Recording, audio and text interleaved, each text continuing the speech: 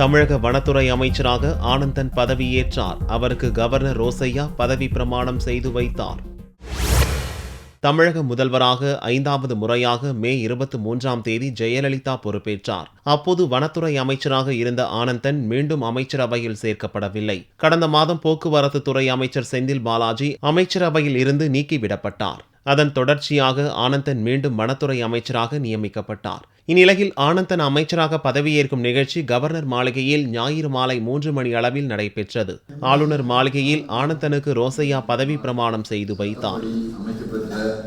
இந்திய அரசியலமைப்பின்பால் உண்மையான நம்பிக்கையும் மாறா பற்றும் கொண்டிருப்பேன் என்றும் இந்திய நாட்டின் ஒப்பில்லா முழு முதல் ஆட்சியும் பொறுமையும் நிலைநிறுத்துவேன் என்றும் தமிழ்நாட்டு அரசின் அமைச்சராக உண்மையாகவும் உளச்சான்றின்படியும் என் கடமைகளை நிறைவேற்றுவேன் என்றும் அரசியல் அமைப்பிற்கும் சட்டத்திற்கும் இணங்க அச்சமும் போதனைச்சார்பும் இன்றி விருப்பு வெறுப்பும் விலக்கி பலதரப்பட்ட மக்கள் அனைவருக்கும் நேர்மையானதை செய்வேன் என்றும் ஆண்டவர் மீது ஆணையிட்டு உறுதிமொழிகிறேன்.